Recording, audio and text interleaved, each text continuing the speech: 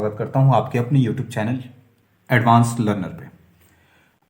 पिछले लेक्चर में हमने बात करी थी बीआरएस के, यानी कि बीआरएस बैंक रिकंसिलिएशन स्टेटमेंट, जिसको हम शॉर्ट में क्या बोलते हैं बच्चा लोग, बीआरएस बोलते हैं।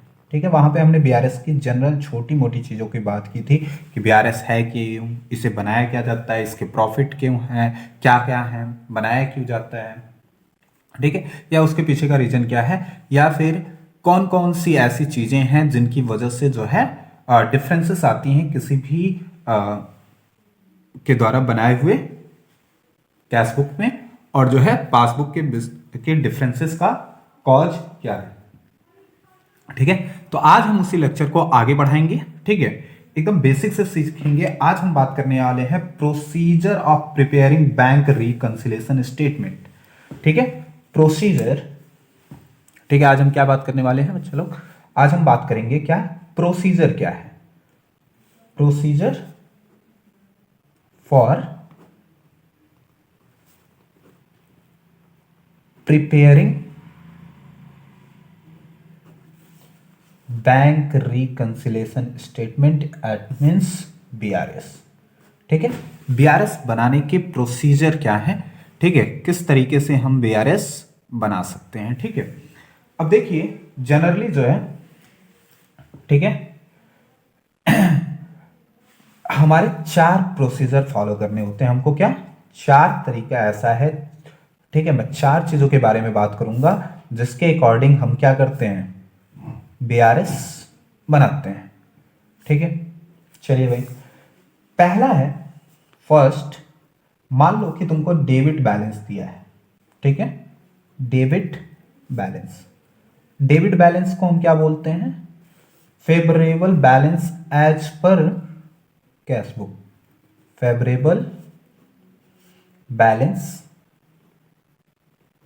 ठीक है, और किसके according, as per cash book, as per cash book. ठीक है, मान लो कैश बुक का, कैश बुक आपको अच्छे से पता है, कैश बुक का डेबिट बैलेंस यानी कि क्या है, प्लस, और कैश बुक का क्रेडिट बैलेंस हमारे लिए क्या होता है, माइनस। तो फेवरेबल बैलेंस यानी कि अगर डेबिट बैलेंस है तब क्या करेंगे। ठीक है, एक तो तरीका ये है कि अगर आपका जो है बैलेंस कैसा है, फेवरेबल है, डेबिट बैलेंस है, ठीक है, तो इसमें आपको क्या देखना है, कैश, कैश अगर प्लस है, ठीक है, ये कैश बुक हो गया, ये पासबुक। ठीक है, पासबुक कम दिखा रहा है, कैश ज्यादा है, तो कैश को क्या करेंगे, माइनस, यानी कि ये हमको क्या करना है, देखना है। ठीक है, तो डेबिट बैलेंस फेवरेबल बैलेंस है, ठीक है, एज पर कैश बुक। तो ठीक है, सेकेंड कंडीशन हमारी आती है, सेकेंड कंडीशन क्या है, ठीक है, इसको बनाने के लिए, अगर क्रेडिट बैलेंस है, अगर कैश बुक का बैलेंस क्रेडिट है, that means unfavourable balance. Credit balance का मतलब क्या है, अनफेवरेबल बैलेंस। ठीक है, क्रेडिट बैलेंस का अर्थ क्या होता है, अनफेवरेबल बैलेंस, और किसके according, as per cash book. ठीक है, तो कैश बुक का बैलेंस अगर क्या है, अनफेवरेबल है, कैसा है, अनफेवरेबल है हमारे लिए, ठीक है, तो हम क्या करेंगे, ठीक है, देखिए, तो अगर क्रेडिट बैलेंस अनफेवरेबल है, ठीक है, दैट मीन्स, ठीक है, अगर कैश बुक और पासबुक, तो ये हमारा प्लस हुआ है, तो क्या करेंगे, माइनस। ठीक है, पासबुक माइनस हुआ होगा, फिर भी हम क्या करेंगे, इसी को देखेंगे। ठीक है, अभी धीरे धीरे समझेंगे कि किसको प्लस करना है, किसको माइनस करना है। मैं ये भी आपको बताऊंगा कि किसको प्लस करना है और किसको माइनस करना है। ठीक है, तीसरा कंडीशन क्या हो सकता है, तीसरा प्रोसीजर क्या है, ठीक है, बनाने का, अगर मान लो डेबिट बैलेंस है, ठीक है, ठीक, क्या डेबिट बैलेंस, डेबिट बैलेंस, या फिर इसी को हम क्या बोलते हैं, debit balance as per passbook, debit balance as per passbook. तो पासबुक का आपको पता है कि बैंक का डेबिट मतलब क्या, माइनस, और बैंक का क्रेडिट मतलब प्लस आपके लिए। ठीक है, तो डेबिट बैलेंस है, यानी कि आपका बैंक का क्या है, कम हुआ है, बैंक का अमाउंट कम है, तो डेबिट बैलेंस हमारे लिए कैसा होता है पासबुक के अकॉर्डिंग? Unfavourable balance. कौन सा बैलेंस होता है बच्चा लोग? Unfavourable balance. ठीक है, या इसी को हम क्या बोलते हैं? ओवरड्राफ्ट भी बोलते हैं। ओवरड्राफ्ट क्या बोलते हैं? ओवरड्राफ्ट। ठीक है, तो ओवरड्राफ्ट है, ठीक है, यानी कि डेबिट बैलेंस या फिर हमारा क्या है? ओवरड्राफ्ट है as per passbook. As per passbook, passbook के अकॉर्डिंग हमारा क्या है? ठीक है, तब हम क्या करेंगे? तो कैश बुक या तो प्लस ये पासबुक, तो प्लस हुआ होगा, या तो माइनस करेंगे, या फिर इसको माइनस और इसको प्लस, ये वाला आपको देखना है केवल। ठीक है, क्लियर है? फोर्थ कंडीशन क्या है देखिए, फोर्थ कंडीशन क्या है? अभी आप बस समझिए, इस पे ध्यान मत दीजिए, ठीक है, कि क्या प्लस है क्या माइनस है, किस तरीके से सर किसको प्लस करेंगे किसको माइनस करेंगे, कब करेंगे, ये अभी मैं आपको बताऊंगा। ठीक है, आपको केवल और केवल ये प्रोसीजर पे ध्यान देना है कि कौन कौन से पॉइंट हो सकते हैं। पहला पॉइंट है कि डेबिट बैलेंस हो एज पर कैश बुक, जिसको हम फेवरेबल बैलेंस कहते हैं। दूसरा क्रेडिट बैलेंस हो unfavourable balance as per cash book. ठीक है, डेबिट बैलेंस अनफेवरेबल होगा एज पर पासबुक, इसी को बैंक ओवरड्राफ्ट भी कहते हैं। और फोर्थ कंडीशन हमारी आती है क्रेडिट बैलेंस। क्या आता है? Credit balance. तो क्रेडिट बैलेंस हमारे लिए क्या होगा? फेवरेबल बैलेंस होगा। क्या होगा? फेवरेबल। मैंने कल ही बताया था पहले लेक्चर में कि क्रेडिट बैलेंस हमेशा हमारे लिए क्या होता है? फेवरेबल बैलेंस होता है। कैसा बैलेंस? Favourable balance. तो ये हमारा क्या होगा? फेवरेबल बैलेंस होगा। और किसके अकॉर्डिंग? एज पर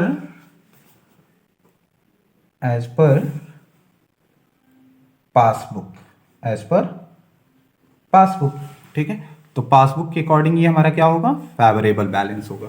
ठीक है, तो इसमें भी हमें क्या देखना है? सी प्लस हुआ होगा तो माइनस कर लेंगे। ठीक है, और पासबुक का माइनस है तो प्लस कर लेंगे। ठीक है, क्लियर है? बात समझ में आ रही है? चलिए भाई, अब बात करेंगे कि कुछ ऐसे इंपॉर्टेंट पॉइंट हैं जो आपको याद रखने हैं। ठीक है, कुछ ऐसे इंपॉर्टेंट पॉइंट हैं जो आपको हमेशा याद रखने हैं। ठीक है, सम इंपॉर्टेंट पॉइंट जो क्वेश्चन लगाते समय हमारे लिए बहुत काम आते हैं। सम इंपॉर्टेंट पॉइंट जो आपको याद रखने ही रखने हैं। ठीक है, ये एकदम दिमाग में रख लो। ठीक है, तो क्वेश्चन आराम से लगता चला जाएगा। सम इंपॉर्टेंट पॉइंट, पहला पॉइंट क्या है? ठीक है, मान लो कि अगर तुम्हें क्वेश्चन में, ठीक है, ठीक, क्वेश्चन के स्टार्ट में कैश बुक का बैलेंस दिया है। ठीक है, मान लो कि क्वेश्चन के स्टार्ट में आपको कैश बुक का बैलेंस दिया है, लेकिन वहां क्लियर नहीं है कि ये बैलेंस डेबिट है या फिर क्रेडिट है, तो इसको हमेशा आप डेबिट बैलेंस मान करके चलेंगे। यानी कि अगर कैश बुक में कोई आपके क्वेश्चन में कैश बुक का कोई बैलेंस गिवन है और वो डिफाइंड नहीं है कि वो बैलेंस क्या है, डेबिट या क्रेडिट बैलेंस है, तो आप उसको हमेशा क्या एज्यूम करेंगे? Debit balance. ठीक है, तो हम लिखेंगे इफ, ठीक है, cash book balance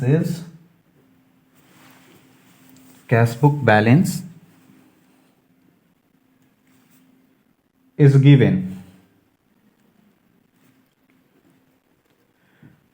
given in the question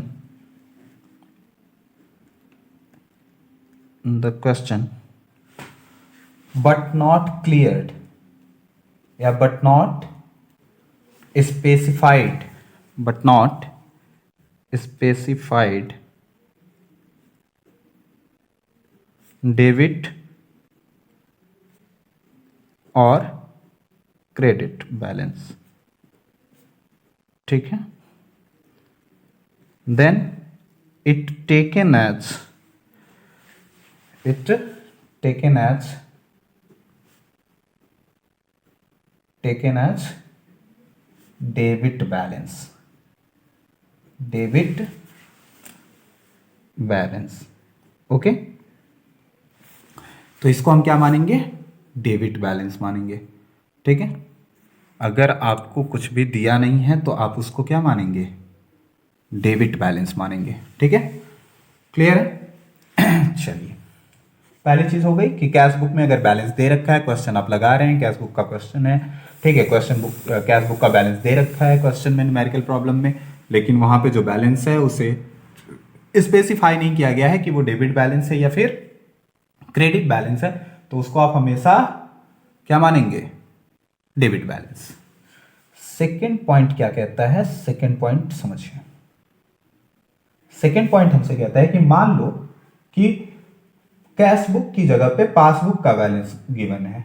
ठीक है, ठीक, और उसमें भी ये क्लियर नहीं किया गया है कि ये डेबिट है या फिर क्रेडिट है, तो इसको हमेशा हम ट्रीट करेंगे किस तरीके से? क्रेडिट बैलेंस की तरह। ठीक है, ठीक, if passbook balance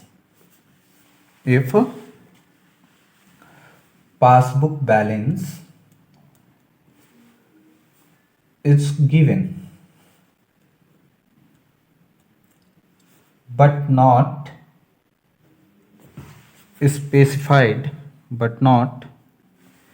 specified debit और क्रेडिट, तो इसको हम क्या लिखेंगे? Taken as credit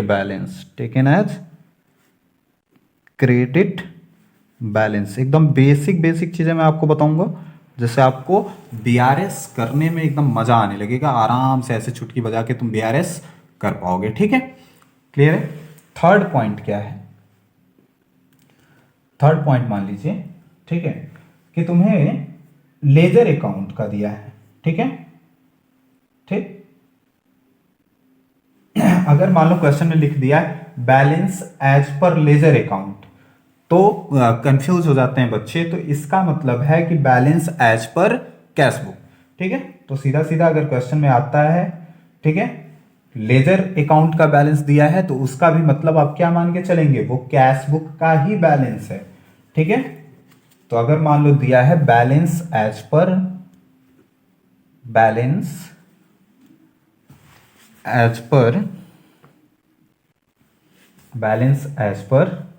ledger account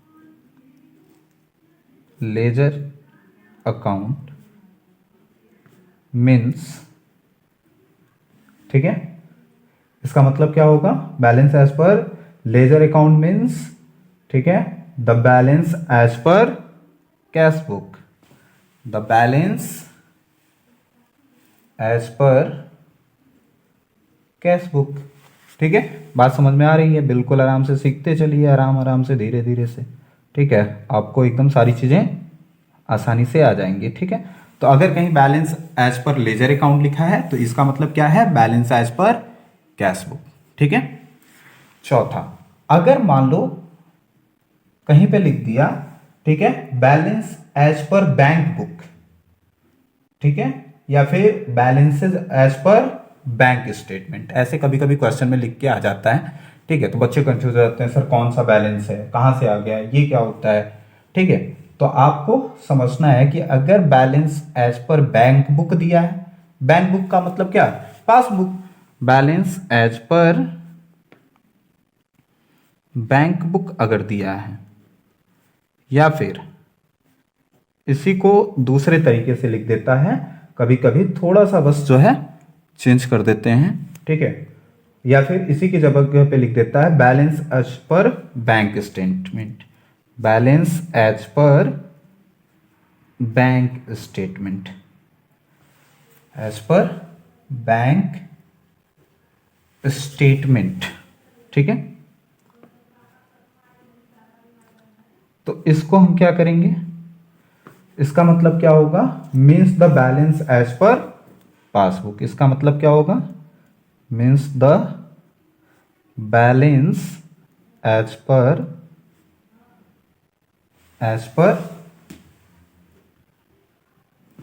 passbook. Okay, question में आप हमेशा इसको ध्यान रखेंगे क्वेश्चन सॉल्व करते वक्त। तो कभी भी अगर कैश बुक का बैलेंस स्पेसिफाइड नहीं है तो उसको आप हमेशा डेबिट बैलेंस मांगेंगे। अगर पासबुक का बैलेंस डिफाइंड नहीं है तो उसे क्रेडिट बैलेंस मानेंगे। अगर balance as per ledger account दिया है तो उसका मतलब balance as per cash book होगा। और यदि balance as per bank book या फिर balance as per bank statement दिया है तो इसका भी मतलब क्या होता है, बैलेंस एज पर पासबुक।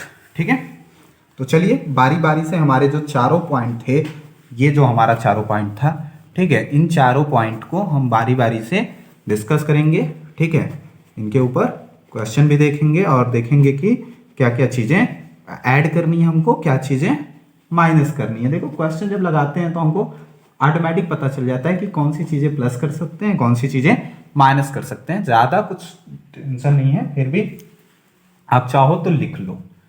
ठीक है, चलिए भाई आगे मैं आपको इजी कर देता हूँ, मैं लिख के आपको समझा देता हूँ। ठीक है, वैसे हम क्वेश्चन में भी समझ सकते थे लेकिन आप चाहते हैं तो हम यही समझ लेते हैं, कोई दिक्कत नहीं है। ठीक है, चलिए ठीक है, हम पहले शुरू करते हैं डेबिट बैलेंस से। किससे? Debit balance as per cash book, as per cash book. तो अगर कैश बुक का डेबिट बैलेंस दिया है तो उसका मेथड क्या है, उसे करने के लिए उसकी बात करते हैं।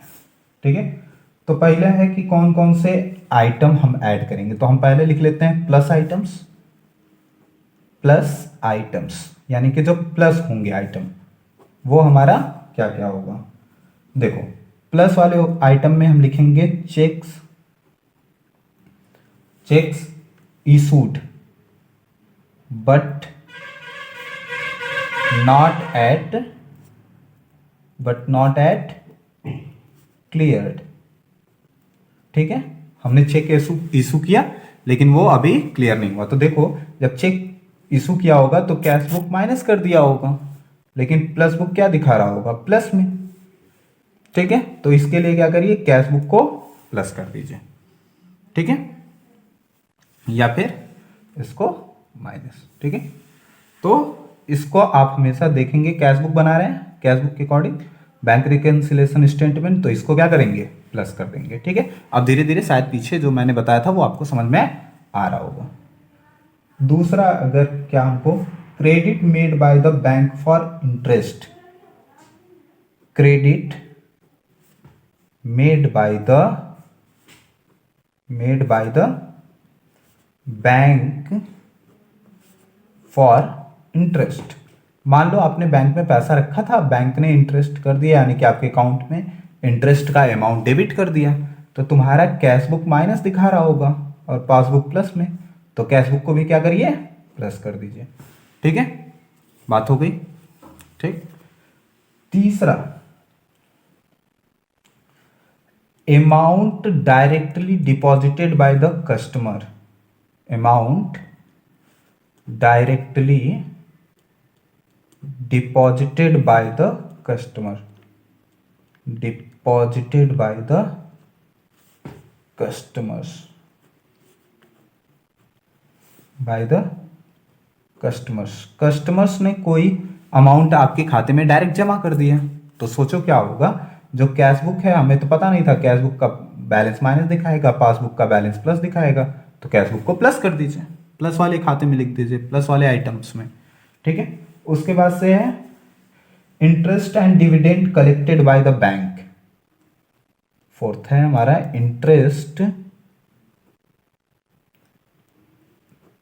And dividend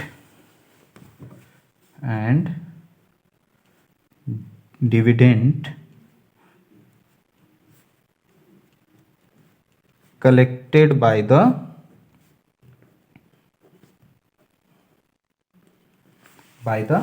bank.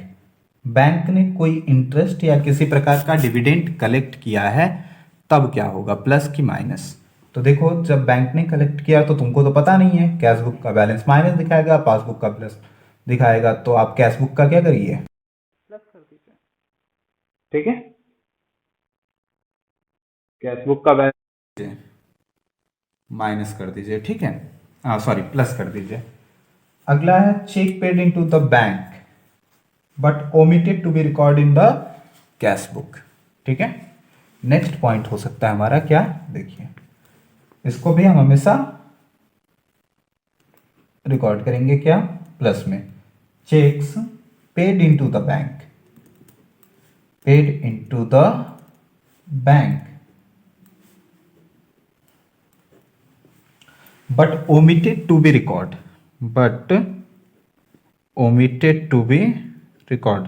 हमने चेक बैंक में जमा किया लेकिन उसे रिकॉर्ड करना भूल गए, ओमिटेड टू बी रिकॉर्ड। तो कैश बुक का बैलेंस हमारा कम दिखाएगा, पासबुक का बैलेंस ज्यादा दिखाएगा, तो कैश बुक आप क्या करिए, प्लस कर दीजिए। ठीक है, आई थिंक आपको धीरे धीरे चीजें समझ में आ रही होंगी। ठीक है, अब आता है कि आइटम्स टू बी डिडक्टेड या माइनस आइटम्स कौन कौन से हैं, माइनस किसको किसको करेंगे सर। ठीक है, माइनस ये इतनी चीजें प्लस होंगी, माइनस में आपका आ जाइए, माइनस आइटम्स जो होंगे उनमें माइनस क्या क्या करना है। ठीक है, cheque sent to the bank but not yet credited by the bank, यानी कि cheque sent for collection, sent for collection to the bank. ठीक है, but not yet credited, but not yet credited, यानी कि हमने बैंक में कोई check भेजा लेकिन कलेक्शन के लिए, लेकिन वो अभी उसका पैसा मिला नहीं है, तो हम क्या करे होंगे, कैश बुक का बैलेंस प्लस कर दिया होगा लेकिन पासबुक माइनस दिखाएगा, तो कैश बुक को क्या कर दीजिए, माइनस कर दीजिए। ठीक है, बात समझ में आ रही है। दूसरा है सेकंड पॉइंट, देखिए।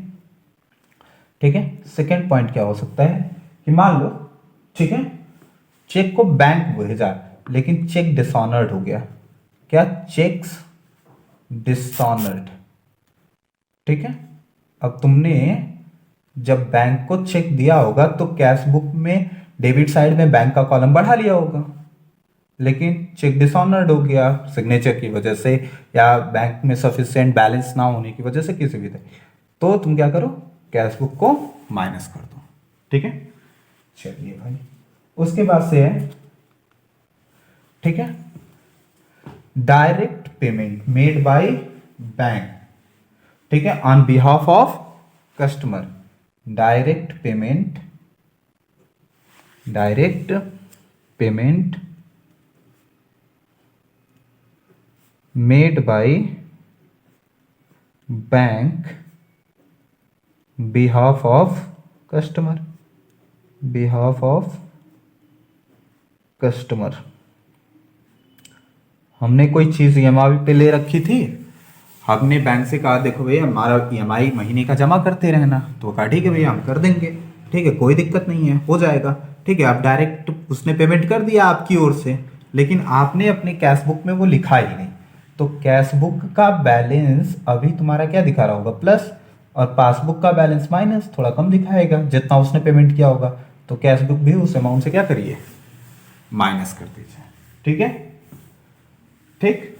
अच्छा, बैंक ने कोई बैंक चार्ज काट लिया, बैंक चार्जेस। ठीक है, बैंक ने कोई चार्ज लिया तो कैश बुक का बैलेंस प्लस दिखाएगा, पासबुक का माइनस, क्योंकि बैंक ने चार्ज काटा है, तो कैश बुक माइनस कर दीजिए। ठीक है, ठीक। तुमने चेक इशू किया बट वो लिखने से छूट गया, तो उसको क्या, माइनस कर लेंगे। तो ये तरीका होता है प्लस और माइनस करने का। ठीक है, तो चलिए एक क्वेश्चन जो है लगाते हैं और जो है देखते हैं, ठीक है, किस तरीके से होगा। ठीक है, चलो भाई, ठीक है, इस पे जो है हम जब डेबिट बैलेंस दिया हो तो एक क्वेश्चन लेते हैं और करने की कोशिश करते हैं। देखिए ये है हमारे पास क्वेश्चन, ठीक ठीक है, ये हमारा प्रैक्टिकल क्वेश्चन है। देखिए, जिसमें आपका जो है दे रखा है कि when debit balance favourable balance, तो फेवरेबल बैलेंस मतलब debit balance as per cash book is given. ठीक है, यानी कि ये जो क्वेश्चन है इसका डेबिट बैलेंस है, साफ साफ कह रहा है। देखिए क्वेश्चन कह रहा है कि Rimjhim limited maintains a current account with the State Bank of India on 31st March 2017. The bank column of its cash book showed a debit balance of 1,54,300. However, the bank statement showed a different balance as on that date. ठीक है, यानी कि उसी date पे हमारा जो passbook का है या बैंक स्टेटमेंट है वो अलग दिखा रहा है। तो बैंक स्टेटमेंट मतलब क्या, पासबुक। ठीक है, अभी आपको मैंने बताया था। The following where the reason और डिफरेंसेस, कह रहा है कि जो डिफरेंसेस हैं उनके रीजन यहां दिया हुआ है। पहला कह रहा है cheque deposited but not yet credited by the bank, cheque को हमने डिपॉजिट किया लेकिन वो अभी तक क्रेडिट नहीं हुआ। कितने का, 75,450। Cheque issued but not yet presented for payment, cheque issue किया लेकिन वो अभी तक पेमेंट के लिए प्रेजेंट नहीं किया गया। Cheque received by the bank. ठीक है, ये हमारे क्वेश्चंस हैं। ठीक है, तो चलिए इन्हीं क्वेश्चंस को लगाने का काम करते हैं और देखते हैं कि क्वेश्चन कैसे लगेगा। ठीक है, चलिए भाई आ जाइए, हमारे पास क्वेश्चन है। आप क्वेश्चन चाहे तो वीडियो पॉज करके जो है उसे नोट कर सकते हैं। चलो चलिए, तो ये होता है हमारा डेट। ठीक है, उसके बाद से पर्टिकुलर। ठीक है, डेट हो गया, फिर हमारा आएगा पर्टिकुलर, पर्टिकुलर्स, उसके बाद यहां होता है प्लस आइटम्स और यहां हो जाएगा हमारा माइनस आइटम। ठीक है, ओके, चलिए भाई चलो लगाया जाए उसी क्वेश्चन को। तो देखिए डेबिट बैलेंस दे रखा है आपको, इसका डेबिट बैलेंस है, कह रहा है रिमझिम मेंटेन करेंगे स्टेट बैंक 1,50,400। ठीक है, तो लिखेंगे debit balance of cash book, debit balance of cash book, debit balance of cash book, cash book का डेबिट बैलेंस। ठीक है, देखिए debit balance of cash book, तो कैश बुक का डेबिट बैलेंस कितना है, 1,54,000, यानी कि प्लस वाले में आएगा, प्लस वाले में। ठीक है, अब पहला नंबर देखिए, कह रहा है क्वेश्चन में check deposited but not yet credited by the bank, checks deposited, checks deposited but not at credited, but not at